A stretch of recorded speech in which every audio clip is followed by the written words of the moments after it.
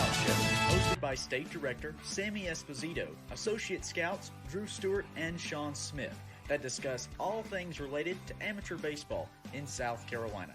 Here are your hosts.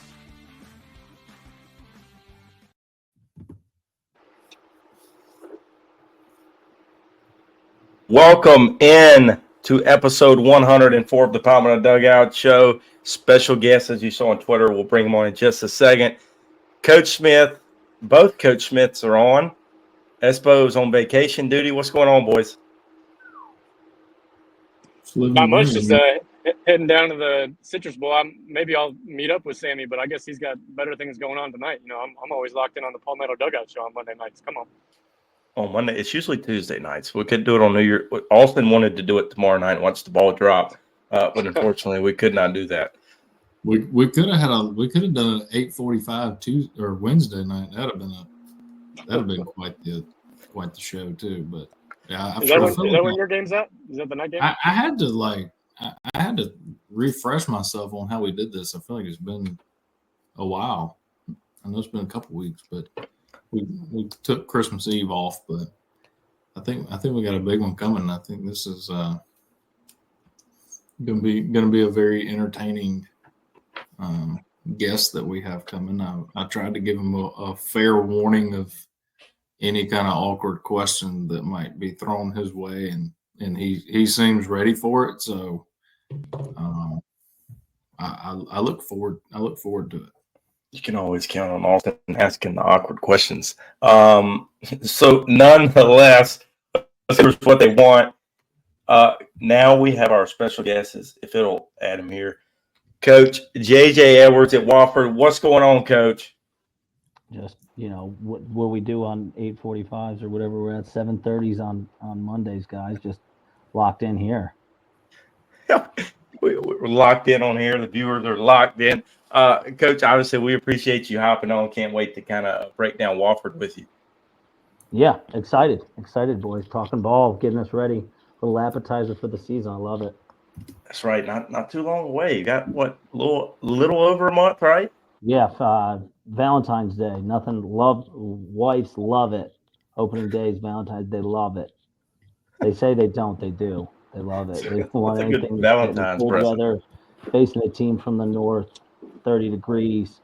Yeah. Going to be a walk off one way or the other. Like, they love it. That's one of those 14-inning games you get right there at the beginning of the season. Oh yeah. Coach, you talk about last year a little bit. So you first ever NCAA tournament win for you guys, kind of in the losers back there in the Southern Conference Championship. You came back and won it. Amazing season, one of the top offenses in the country. How special was that for you guys, that being your first year as well? And if you know the Wofford baseball story, I think it makes it a little bit more. We have been on Championship Sunday. We've been in the championship game 3 times and had to win 1, not 2 on Sunday, and then lost. We were 0-6. So we lost, I think, 19, 22, and 23. We were in Championship Sunday needing to win 1, winning the whole winner's bracket, and then went 0-6.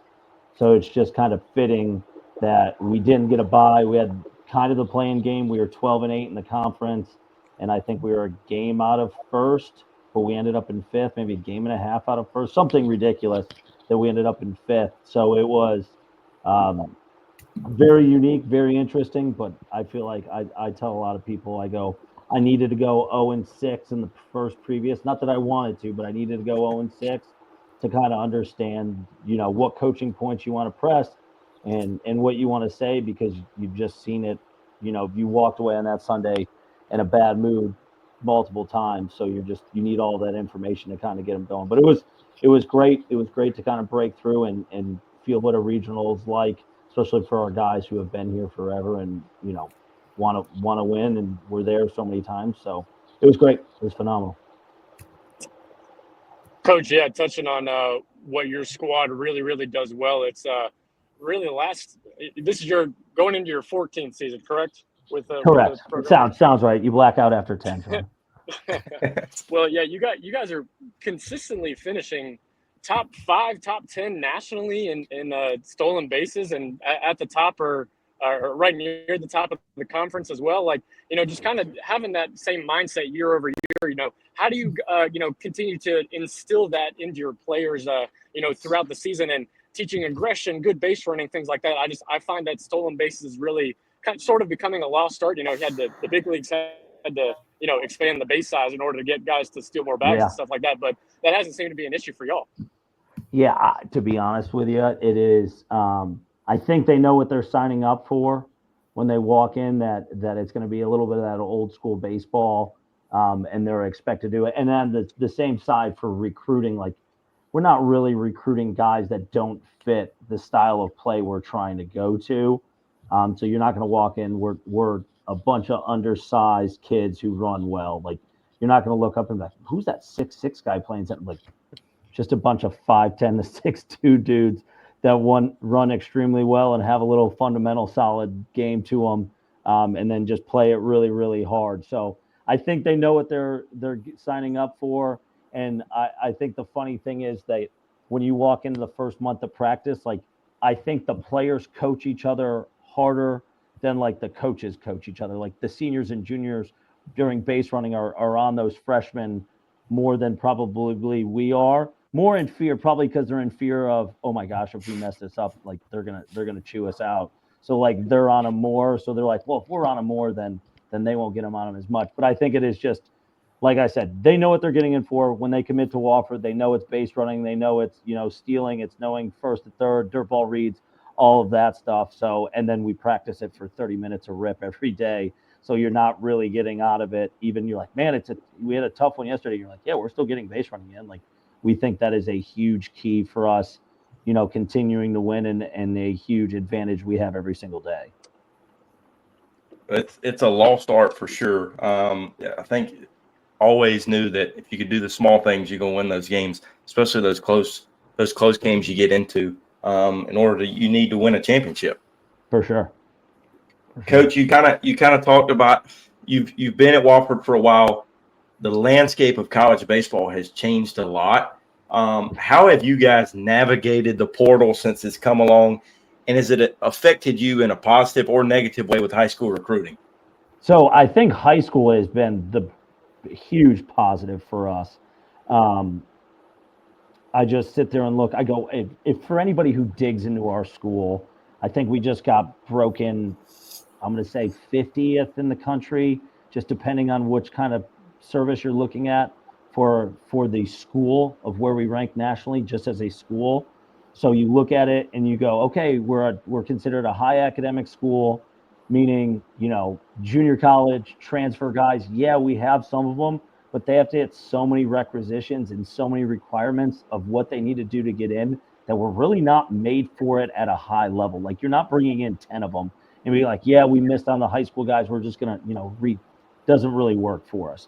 So we are very, very high school heavy. I'm going to say 90% of our squad is high school homegrown guys.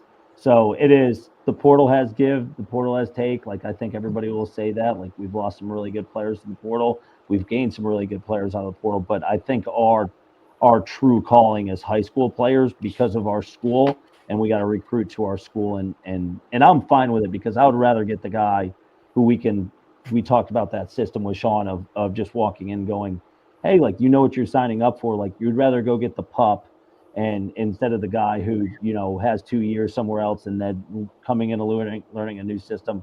The high school guys come in and they have no concept of what is going on. So you can just pretty much point them in any direction they want. And they will follow you blindly and you go get the JUCO and there's a little bit more questioning. Not that that's a bad thing, but they've just seen other stuff. Yeah. Sean, sticking on the high school recruiting side of it all, we kind of have a mantra, just we feel like South Carolina in terms of high school baseball talent maybe gets a little bit overlooked. And I know Wofford has a good pipeline in Georgia and with your ties in the Northeast as well, getting high school kids, but kind of speak about the talent within the state of South Carolina and, just kind of how it may be overlooked and, just what the connections that are made, on a high school coaching level, the players and things like that, talk about how maybe the state as a whole is maybe a little overlooked and compared to where they actually are. For sure, for sure. I think it is a phenomenal state. I think we have a phenomenal area. I think where we are in Spartanburg, if you say any day of the week there's high school games going on, you can go find some talent within 30 minutes of you.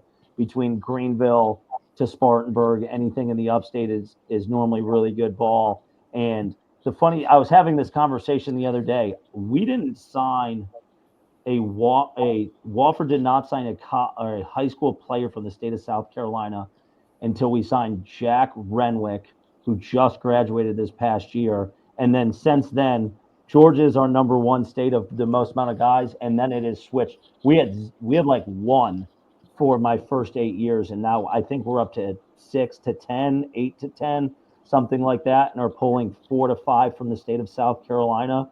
So I think one, we weren't very good at the time, so that's what kind of went high school. It was very high school heavy. And when I first got here, we were winning 20 games, so you weren't really pulling a lot of guys that you wanted to pull from the state of South Carolina. So then we left the state, and then when we started winning a lot more, we feel like our name got stronger in the state of South Carolina, and we started pulling a lot more guys. You're getting more notoriety. They understand who you are, and they're not just coming to Wofford because it's a really good school, which I felt like we fought early on. You're like, yeah, I'm coming to Wofford because I'm really good at school. And you're like, well, I like the fact you're really good at school, but I want somebody who's really good at the baseball side of it too. And I think us getting better, and then the state, I always thought it was really good. We just couldn't get in it the way we wanted to, and now we're starting getting into it the way we want to, and getting really good players, and they're coming here and having success, and it just starts to grow and grow and grow because it's not a huge state, so a lot of people know a lot of people, so they see South Carolina as their buddies coming here and having success, and I think that just catches on like wildfire. No doubt. It's a prideful state too. You look all the way through to JUCO, Division II, Division I baseball, even high school baseball. There's some really quality baseball in the state, and it's really good because it's like you said, it's a small state, so everybody kind of rallies behind all those teams. Coach, you talked about a little bit the high academic college. Yeah. How has that kind of changed your recruiting process? High school, everywhere. Yeah. I think the thing everybody's like, well, I'm not that. Everybody's like, well, I'm not that smart. It is not the fact that you're smart or like you have a really good ACT, SAT. I think it is more along the lines of, do you value a good education? Because we've had guys here. I had the question the other day. They're like, who barely made it through school? And I go, our best players barely make it through school. Like for some reason, like are really good players. And they're like, well, why is that? And I was like, well, because if they're not doing great in school, they normally leave because they're like, well, I can go somewhere else and have a really good GPA, and I don't have to struggle my face off for a 3.0 here. So I just think it comes, if you value high education and you value like pushing yourself every day in the classroom as much as you do on the baseball field, I think it's a perfect fit for you. If you just want to show up, sit in the back of the room, put your hoodie on and roll through it. And there's a lot of people like that. Jesus, I was probably like that more than anything else. I go, there's other schools for you, but I mean, Wofford's class size, you're walking in, it's going to be the max of 20 kids in a class. Like you're not really hiding. You just have, we're at 1,840 kids on campus. They all on campus. So I guess that's good, but there's no way we're ever pushing that. That's a big school. So people are going to know you. They're going to know you're on the baseball team. And you're, like I said, you're not hiding from anything. Switching gears a little, Coach, is kind of talking about, where your evaluation and your scouting side of the process, finding out where the recruits are and things like that and information about them, specifically with prep baseball events and the future games, and all that stuff. What's something that you kind of take away from being able to have access to all this information, even if you're not able to go see the players? And then in other situations like where the future games is, where I know that you go to frequently, and you can really lay your eyes on guys in a really high level environment. I'll talk about the futures games first. I think I enjoy the futures games the most. One, because it's absolutely loaded. But I love the fact that you guys bust your hump all year and you do so much of the legwork for us, because like your vetting process of getting them there, like, they have to be really good. Like nobody's sneaking in the futures games you're like, how did he get in here? Like every kid, you're like, yeah, I see that. Yep, he deserves to be here. Like they're really good. So I enjoy that because like, most of the time in recruiting, you got to kind of sift through it and you got to go find the diamonds in the rough. But the futures games, you walk in and you're like, yeah, every one of these guys are good, and 90% of them are going to end up in the when they go play baseball, it's going to be at the Division I level. Like, and it's just absolutely loaded. Now, you realize walking in there, we're not the big fish at all in that thing. So you have to kind of find the guys that fit you and value you extremely, value the academics and they fit us. And maybe he's more of a second baseman, but they're playing him at short. So you got to get a little creative with it, but it is the best. The futures is the best, as I'm guessing you guys get pumped all the time with that. As for your events, I probably check, the internet and your guys' stuff more than anybody in America. And it's just one of those things. It's never, I don't think it's anything more than you want to validate what you see, or we want to dig through it. And a lot of the times we start the recruiting process through you guys, just going through and scrolling through your guys' state rankings. And I'll go through and I was like, oh, I don't know this guy, Sean Smith. I've never heard of this guy. Let me see what he's got. And you click him and he goes, oh, he ran a 6.6. We like to run. Let me dig up a little bit more on this guy. And give him a phone. And we'll cold call a lot of kids just to get them going off of your guys' stuff. And we'll just say, and there's no lie to it at any point. We're just very honest. Go, Sean, like, hey, your metrics match what we try to do. We haven't got to see you live, but we think this might be a good fit based off your numbers from your PBR stuff. And they'll be like, awesome, great. And then we get it going. And there's no lie to it at any point, but it kind of breaks the ice for you and you get going. Coach, that was a great little piece there. I was about to ask about checking those numbers, but you kind of answered it there. Austin, I'm going to let you ask a question since you've been sitting there patiently waiting. Yeah, I'm waiting for this thing. No, well, I got a couple. I have a couple like legit questions before. I actually had something that I remembered from last year at one of y'all's games. I got to ask you about, but I'll save that for the end. But looking at your roster coming up this year, and how much do you have returning? What are you looking forward to as far as your roster looks like for this year relative to last year? So I think we're returning 5 starters, 2 guys on the weekend, 3 big pieces out of the bullpen. And then you're saying, I don't know if that's a lot or not a lot, Austin, but the thing I'll say is our league was so old last year that I think we're returning like one of the most amount, and I don't even think it's like that much. I love, and I think this is the difference between a program and team. I love the guys who actually didn't play a lot last year. Our infield last year had 200 plus starts in Division I baseball at third, 200 plus starts at short, 200 starts at second base, and then our center fielder got taken in the 15th round by the Yankees.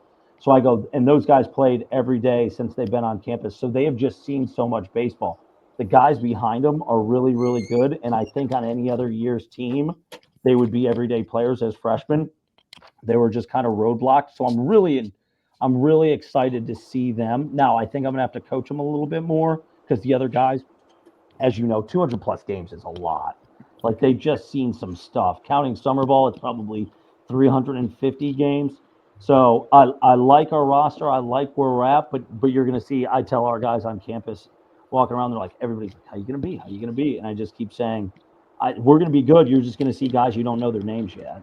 I go, you will. They're good players. I go, but you just don't know their names yet. And it's such a weird concept. And I think baseball happens more than other sports because basketball guys are good as freshmen. They're getting minutes. Baseball guys, maybe you don't. Like, maybe you have 50 at-bats and you kind of get swept on the rug a little bit. And then the next year, it's, you need to play for 3 more. And I was also looking at your schedule as well. I see y'all are making a trip to Lexington this year. Yeah. You play Kentucky. How much do you think? Yeah, I know last year y'all went to Georgia midweek. That was a little different. Yeah. Do you? How much do you think making those kind of trips non-conference gets you ready for when you do make that regional and you get a draw? Arguably one of the. Yeah, I might have a different take on this than most. Like, so I played at a tiny school in the north. We were Division I, and our southern trips were always. I remember my grad year. We went southeastern Louisiana, who was like top 25 at the moment, LSU, and Mississippi State. And I was like, oh my! And we were 3-5 on the trip, and everybody's like, oh my God! Like, and we thought we were Omaha bound. You go 3-5 against those teams coming out of a little tiny school in Connecticut. We're like, we are going to be And then we came back and we played UConn in the midweek when we got back, and that was the UConn Super Regional team with George Springer, Barn, like all these pros on it, like 6 big leaguers floating around on that squad, and we beat them in a midweek. And I was like, oh my God, this is us, like we're doing it. And then we played the NEC conference, the Northeast Conference, for about 12 weeks, and then went to the Clemson Regional, and we just kind of got numb to what the NEC looked like, and not like we were better off going down that southern trip, playing UConn, and then jumping in a regional. And then we started seeing 84 to 88 every Friday night, and not 90 to 95 every Friday night, and just got numb to it. So I think going to Kentucky is going to be beneficial for our guys to get to an atmosphere and play a good team and all that. But I think then you go play our SoCon. In the SoCon, I think we're ranked 8th best league in the country. So it's really good. We just don't have the pitching of those guys have. Like we'll have everybody have 1 through 4, 1 through 5 of those guys, but then 6 through the rest are not even comparable to what you'll see when those guys would get down in the pen. So I think you kind of get numb to it playing our league a little bit and what you see every single day. But I do think the atmosphere will help you for sure. The last question I got, this one's not quite as serious because it came from something that I remember seeing at one of your games last year. What game are you talking about? Because I want to almost like guess what you're about to ask me. I think y'all were playing the Citadel at home on a Sunday afternoon. It got sideways, I think. It got sideways in a couple of directions. Yeah. I think I remember this. But my question is, how many games have you been thrown out of? 1. Since you've been at Wofford. You saw my 1%. Okay. You saw my 1%. I know what you're talking about. The slide to the second base. No, the play that I'm talking about is when the umpire pointed the wrong direction on fair foul. Oh no, that was Western. That was Western. It was Western. I can't remember if it was Western or Citadel. Yeah, that was Western. Yeah. Now I've had 1 throw out in 14 years. So I think it was your kid hit the ball down the first base line. No, Western's guy did. Okay, so he hits it down the first guy rotated and thought he turned his hips the wrong way and pointed. He pointed in the wrong direction. Yeah. Yeah, he pointed the wrong direction. The kid thought he had a triple, and the umpire was trying to say fair, but he pointed foul. Correct. And I remember they went and did the review. Yeah. And I think they went to like the Waffle House in Spartanburg to go do it. They went all the way on the other. I don't know if you have the review box set up. I'll give you the rundown of what actually happened. So they knew they messed up. I think it was Kevin Spivey on the plate was the umpire. They knew they messed up. That guy knew he messed up. They tried to do like the do-over move of like, hey, like that's an like they're doing like, what is it called? The indirect whistle, like involuntary whistle, something like that. They were pretty much trying to make up that rule of sitting there and going like, hey, like that's an involuntary hand signal, like, or whatever they were trying to say. And he goes, we're just going to give them first base. And I go, okay. And then Alan Beck's the head coach at Western is like, no, like that's a double, maybe a triple. Like, how are you giving him first base? And I kindly look at the guy going, I know that's not a rule, man. I'm gonna make you go. I'm gonna protest this right now. And because I a little about me, and you can ask our guys. My dad was a Division I umpire for 25 years, so I grew up as an umpire perspective. So I go, yeah, you just made up a rule, man. He goes, no, and I go, yeah, I'm going to protest this. And he walks back and he goes, yeah, we can't, after you blow it dead foul, like you can't do anything else because it's not a home run. So he ended up going back to the box with like an 0-1 count. He did end up singling, so the ball kind of figured itself out. But yeah, that was it. I didn't even know if I was like violent that one. That's why you're asking. No, that's why I was asking. Citadel, I was like, yo, I lost my mind at the Citadel. Well, I was there when y'all played the Citadel that day, and the play happened at second base, and I think you owned that guy for like 3 hours. I was in there a little bit. So then when the debacle happened here and I'm like, man, I cannot. There was a lady sitting beside me, and I said the best part about this is he's about to lose his mind. Yeah. And they went to go review it, and like I said, they go like in the men's restroom or something to review it. They went up to the locker. Yeah.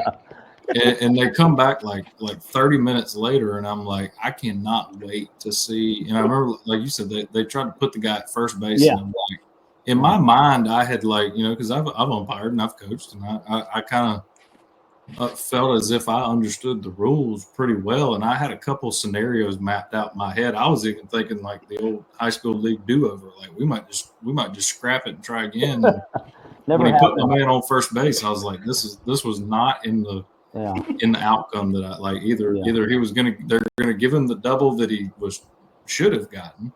And I knew when you really didn't argue it as much as I thought you would, I was like, I feel like the guy must have just went in and said, "Hey, I botched this. I'm sorry."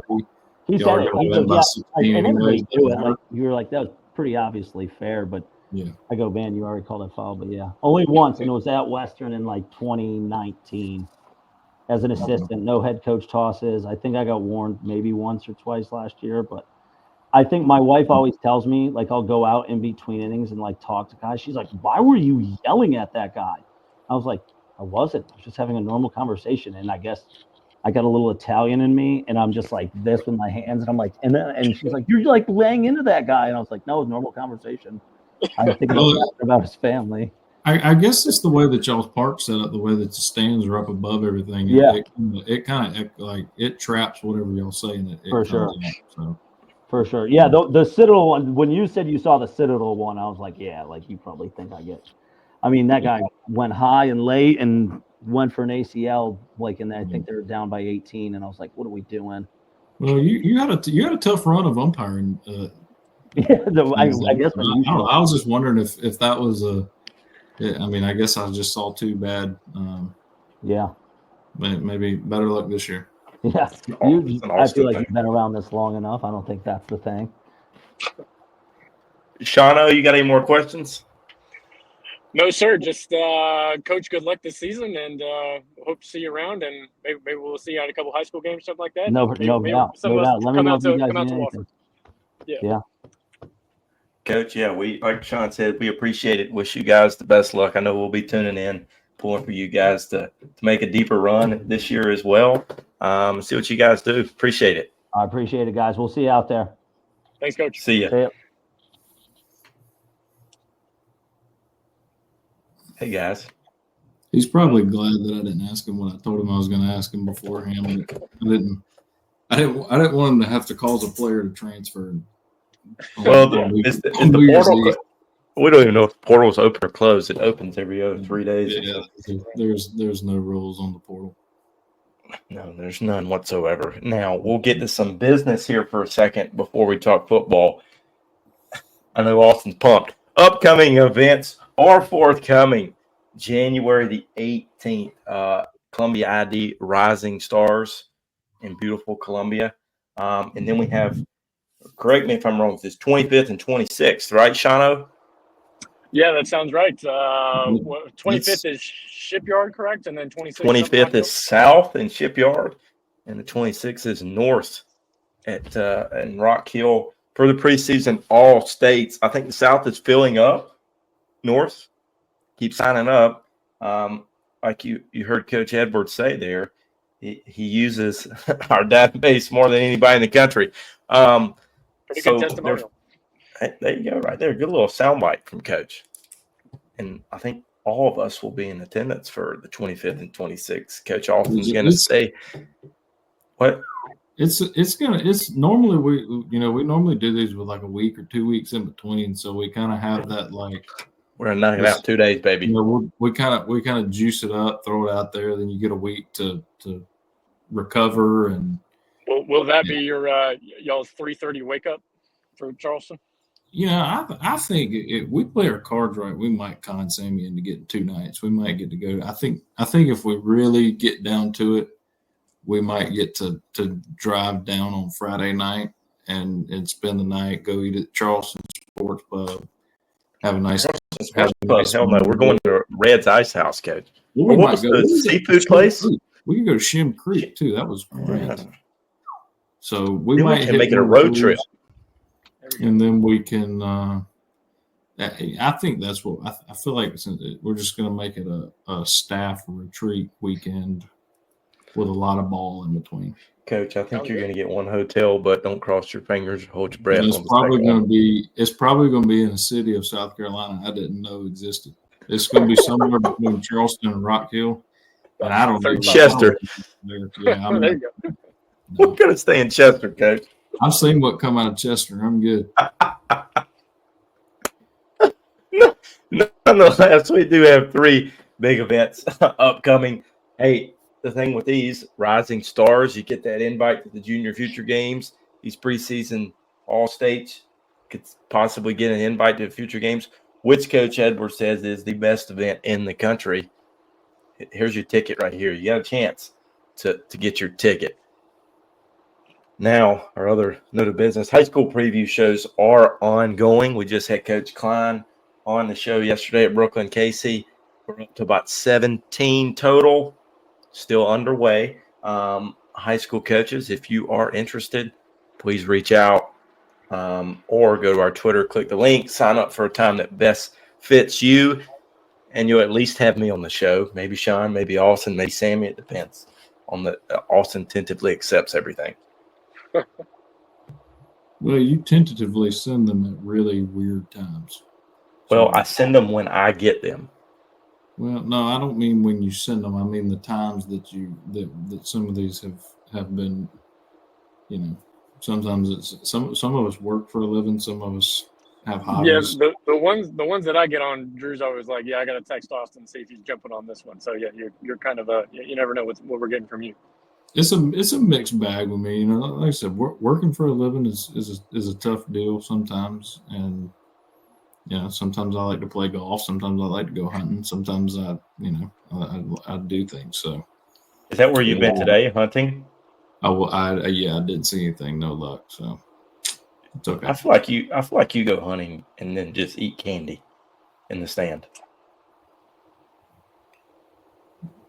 No, I don't eat candy. You sure? At all? No, I don't. He's healthy. Don't let him not he's to. got He goes. I was about to say he goes in the stand and eats those stand-up weenies.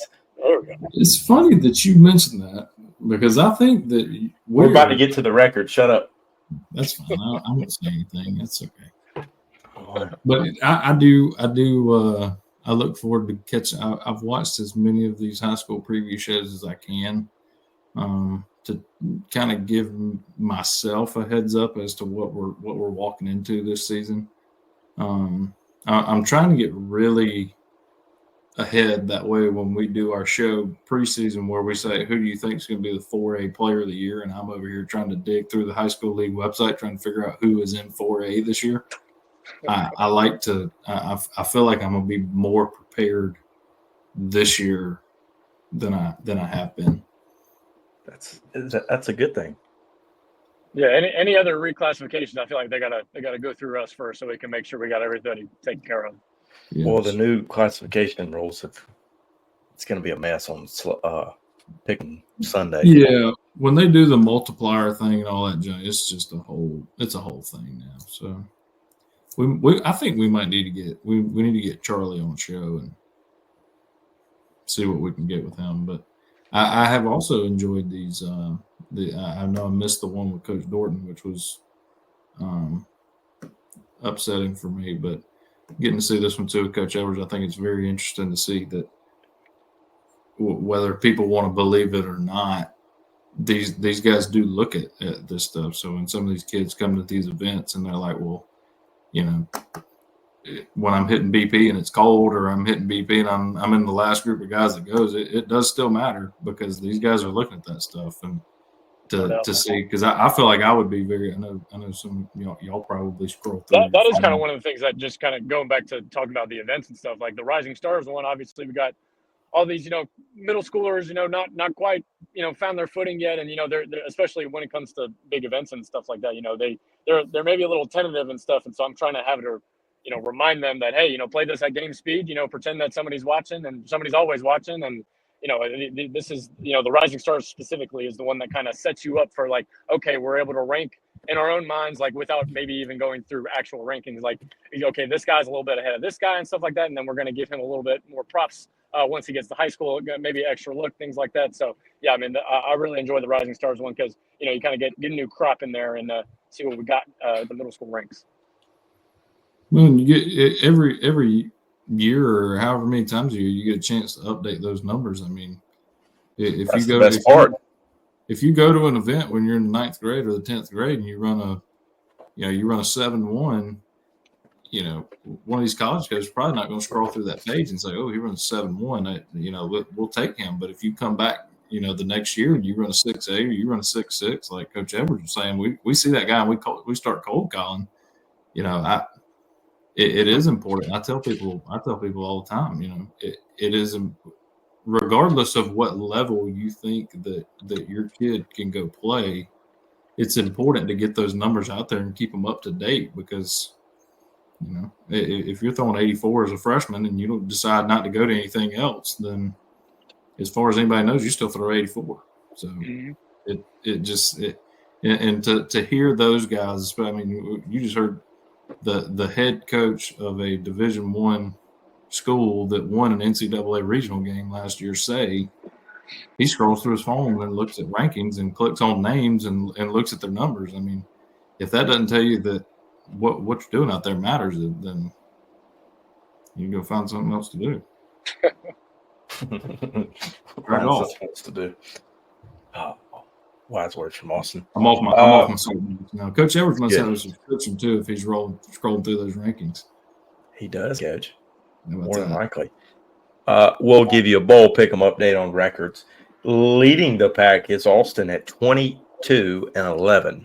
In second place is Sean at 20-13. Look at him. Sammy is at 19-14, and I'm at 18-15. I'm still in last. It was a rough last couple of days. But nonetheless, we're adding 4 games to that bowl pick'em because we have the quarterfinals. We're going to let you've already texted them to me, but we're going to let you tell the viewers what you picked. Penn State takes on Boise State.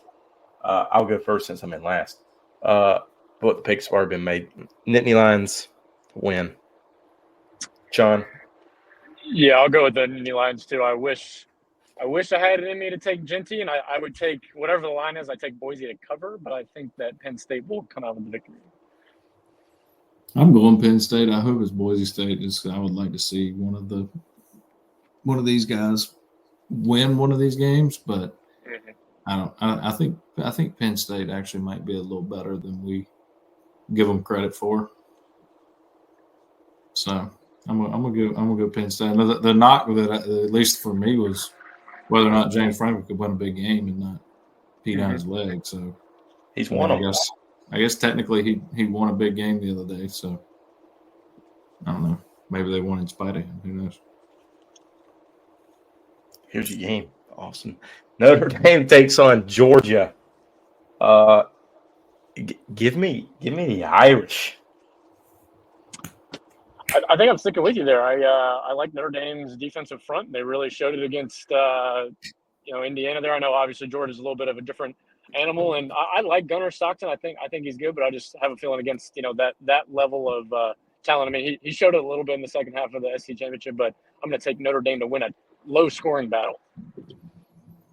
I do believe it'll be low scoring, but I mean, not only do we got the Georgia Bulldogs, they're here we go. We're gonna bring up Kirby Smart now. His name is we got the gun show running the offense now. What do you think? Gunnar Jordan.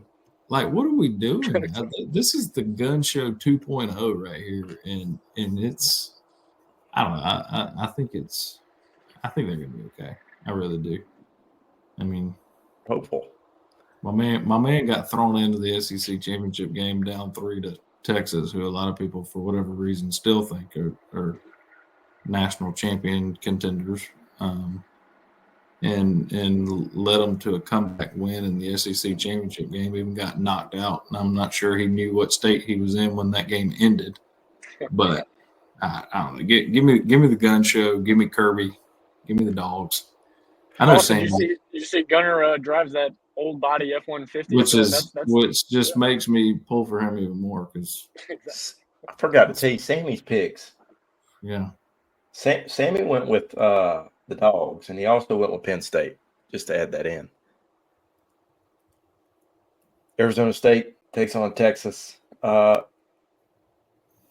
me the Horns. I don't know that Arizona State's got enough to keep up in this one. So I think Texas wins it. I'll take Texas too. Yeah, I'm gonna go Texas. If they have the running game that they had last week, then they're gonna be hard to beat. I don't know if they can do that again, but if they do, they're gonna be tough.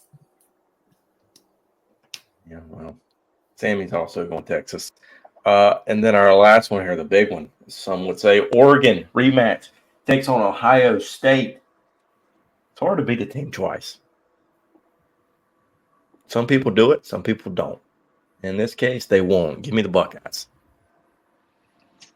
I like where your head's at, and I think Ohio State maybe has shook some of those big game worries. For whatever reason, Ryan Day can't beat Michigan, but that's another conversation. However, with that, I am going to roll with the Ducks here. I think Dan Lenning's got something cooking over there, and I think Dylan Gabriel is the better quarterback, and they still got plenty of weapons around him, so I'll roll with Oregon. I'm going Oregon as well. I think Oregon has had the most. I mean, obviously they're the only undefeated team left, but I think just top to bottom, beginning to end, they've been really the only consistent team in college football. Everybody else has had a couple of weeks where they lay an egg, but if Ohio State plays the way they did against Tennessee, there's nobody in the country that'll beat them. But if Ohio State plays the way they did against Michigan, then there's about 90 teams in the country that can beat them. So it really just depends on – I think to me, you kind of know what you're going to get with Oregon. You're not sure with Ohio State, so I'm taking my chances that my boy Dan gets it figured out. And I'm also banking on getting that Oregon-Georgia matchup in the national championship that I picked at the beginning of the year. So everybody's still alive. The bracket's shaping up correctly for that to happen if both teams keep winning. So give me the Ducks. Dan Lanning's got that what in him, Austin? That man's got a lot of dog in him. He got some duck in him now. Man got some dog and some duck. Oh, God. Sammy is going with the Buckeyes. There's a 2-2 split there for you. We'll see how it shakes out, boys. Anything else to add, Peanut Gallery at the bottom? Hey, everybody's tuned in tomorrow. I don't know what section I'm in, but look for me. Hopefully Sellers is throwing for about 350, running for 150, I'd say, and Gamecocks win 45-0. How about that? So Sean's going 500 yards of total offense for Lenore Sellers tomorrow. And a 45-0 win. I'm excited to see that. I do think a side note for the playoff in general. I do think that although everybody on TV, myself and several other people, have faulted the playoff bracket, the committee, we picked this, we did this. There's a really strong chance that after this week, the last four teams, honestly, though, will be the best four teams. Yeah. So I do think that it's usually how it works out. Well, I think the method of getting there and the team. I mean, the only one that I would argue would be that Oregon and Ohio State could possibly both be two of the best four, and they should be matched up this week. But I do think that ultimately after this week, we are going to end up with the best four teams. Well, I mean, because that's where I feel like you can fix the problem by not giving the conference champions the bye. Like if you're just ranking the top four, because like this year that would have been one of each conference, including Notre Dame, and that we probably would have ended with a very similar Final Four after this weekend. I'd say if that's the idea there. So. Right.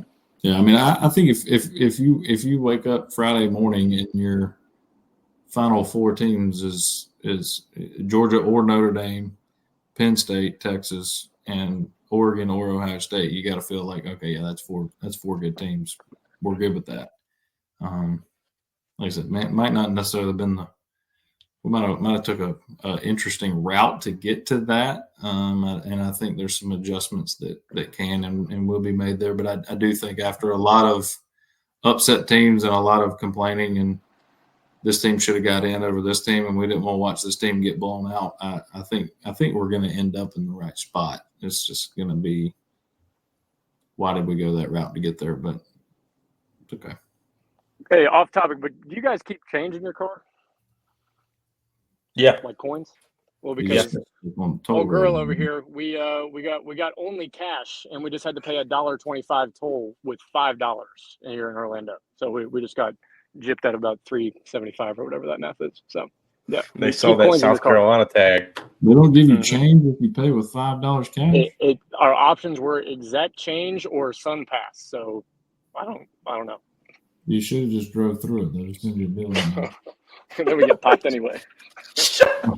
Sean ain't driving through it. I mean, on a serious note, yeah, they will. They'll scan your license plate. They'll send you a bill in the mail. I think I did that once. I was in North Carolina. I didn't even know that they had tolls, and I just whizzed through one. And all of a sudden I got a letter that said you owe $50 or something. We went to Disney World 3 years ago, and I drove through one kind of by default. There was no option to not get out of it, and they sent me a letter in the mail. I had to mail them like a check for like $2.75 or something stupid. So The government's got to get their money somehow. I spent more on the check than I spent on the toll. That's how they get you. Part of Well, the anyway, system. boys. The man's gonna get his money. Just know it. Accept it. Sean, we hope you have safe travels and a fantastic day tomorrow. We hope it's full of fun. I'm being nice here. Thanks. But nonetheless, hey, episode 10, we'll see you again in the new year in 2025. And we have another special guest joining us for episode 105. Coach Burke at Lander is going to join us for 105. Get a little D2 in the action so you guys can see that side of college baseball as well, how different that is from Division I and JUCO. We also had some JUCO planned. Big things rolling on the Palmetto Dugout Show. Watch out. So, hey, you boys got anything to add before I sign us off? I'm gonna go bet my life savings on Sellers over 500 total yards of offense tomorrow and South Carolina covering the spread because Sean told me to. So you better take that alt spread minus 44. I'm gonna go drop. I'm gonna dig up whatever I can find out of the couch cushions, and I'm throwing it at Lenore Sellers over 499.5 total offense tomorrow. Well, I think everything's legal down here in Florida, so I might have to stop by and download an app or something. I don't know. Make sure you cash it out. At a Hard Rock bet, Sean. When I was down there last year in Jacksonville, I won $300. Oh yeah, I was down there for 2 days on parlay because it was legal. Can't say that. Not supposed to say it live. You're supposed to have an address. But anyway, Sean, if Austin will bet that, then we don't have to work at SDOC anymore. But it's life savings. If it hits, we'll see. If it hits. If it doesn't hit, we're going to be hunting Sean down. If it doesn't hit, Sean's got a serious debt to pay before he comes back. Stateside. Stateside. We'll see. You might as well just keep on going to Jamaica. Get out and disappear. There you go. All right, that's going to do us for episode 104. From all of us here at Prep Baseball South Carolina, we hope you have a great week, and we'll see you in 2025.